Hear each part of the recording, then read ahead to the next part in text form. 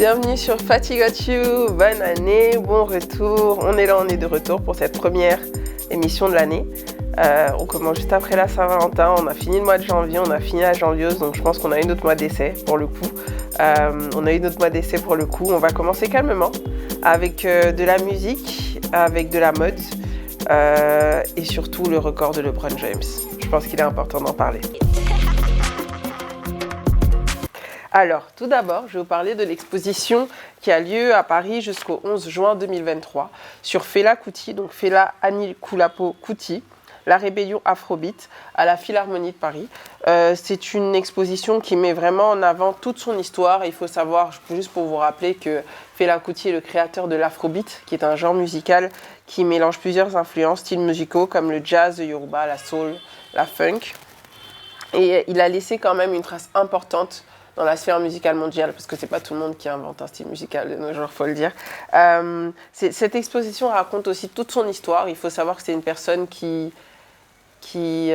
politiquement était un personnage très controversé et qui se battait beaucoup pour la cause des plus démunis. Donc on en parle dans cette exposition. Il a fait aussi de son mode de vie un manifeste. Comme je disais, on met en avant ses prises d'opposition qui ne passaient pas inaperçues. Il portait fièrement le panafricanisme sur son dos. Il n'a pas cessé de le défendre. Et sa maison, la Kalakuta République, en était le bastion. Oui, il a même donné un nom à sa maison, pour vous dire. On y parle de ses costumes, de ses pochettes d'albums, de ses enregistrements. Bref, cette exposition retrace toute sa vie. Donc je vous invite à aller la découvrir. C'est jusqu'au 11 juin, si vous êtes à Paris, à la Philharmonie de Paris. On va parler de ce qui s'est passé en Turquie, dans le sud de la Turquie et en Syrie. Le 6 février, il y a eu un séisme de 7,8, de magnitude de 7,8, qui a fait énormément de morts et beaucoup de dégâts. Comme je dis, c'est énormément de morts parce qu'ils sont toujours en train de les compter et d'en chercher ou de chercher des survivants. On a réussi à sortir un nouveau-né, de réussir à sortir un bébé de 2 mois, une jeune femme, une jeune adolescente aussi qui a été sortie après 1 semaine dans les décombres. Mais pourquoi j'en parle? C'est parce que dans ce cadre, le Qatar a décidé d'envoyer en Turquie et en Syrie plus de 10 000 mobile homes qui ont été utilisés pendant la Coupe du Monde. Donc ce sont des maisons, des chambres faites dans des conteneurs qui ont servi pendant juste quelques semaines.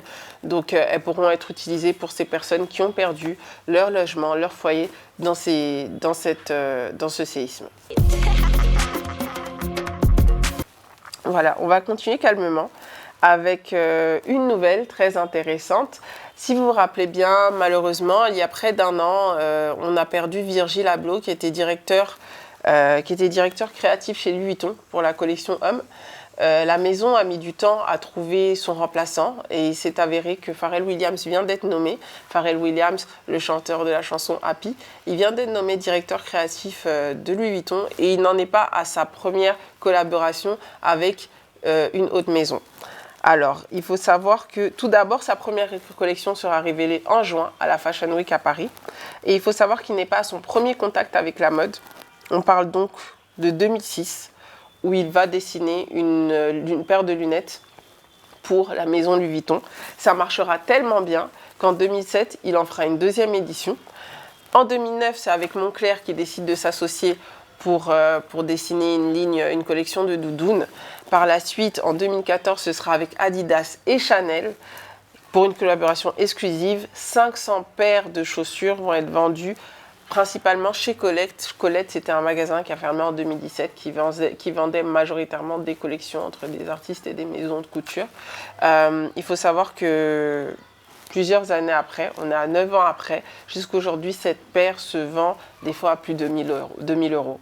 Donc c'est vraiment une collaboration qui a bien marché. Par la suite, il a eu aussi à collaborer avec Chanel, avec Tiffany & Co. et aussi avec la marque Comme des Garçons. Donc on va dire que Pharrell Williams n'est pas du tout à sa première collaboration et à son premier pas dans la mode. On lui souhaite plein de bonnes choses et on a hâte de voir sa collection en juin en fait, carrément. Le record de LeBron James. Alors, pour tous les fans de basket, il faut savoir que dans la nuit du 7 au 8 janvier, LeBron James a battu un record vieux de 39 ans. parce que ce record était détenu depuis 1984 par Kareem Abdul-Jabbar, qui était aussi un joueur des Lakers. Il est devenu donc, LeBron James est devenu le recordman de nombre de points marqués en NBA. Il a dépassé la barre des 38 387 points marqués en marquant 38 points lors de ce match dans la nuit du 7 au 8 février contre le Thunder d'Oklahoma.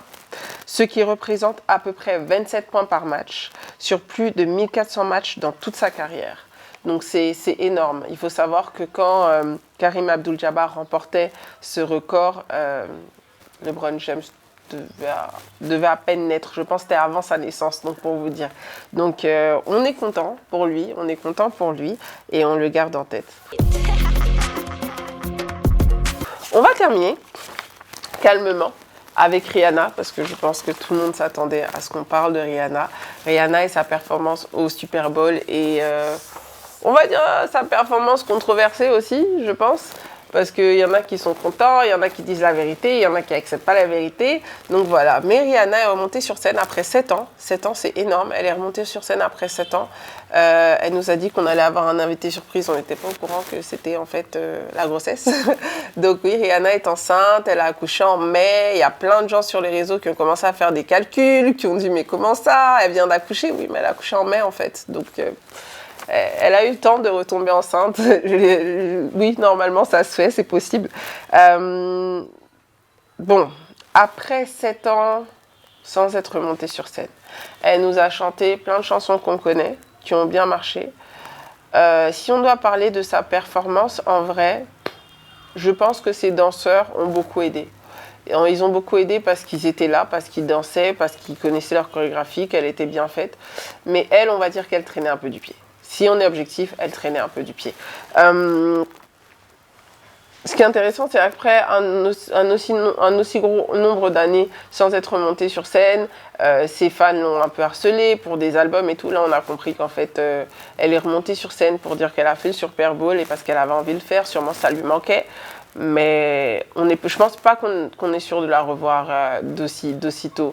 Entre un deuxième bébé en route, des activités florissantes comme Fenty Beauty, comme sa marque de lingerie Fenty Savage aussi, je pense qu'on n'est pas prêt de la revoir tout de suite.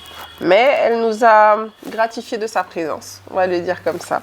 Donc on lui dit merci. La dernière fois qu'on l'avait entendue, c'était pour la bande-annonce de Black Panther, Lift Me Up. Je pense que cette chanson a été réécoutée. Donc voilà. Et puis je vous laisse sur ça.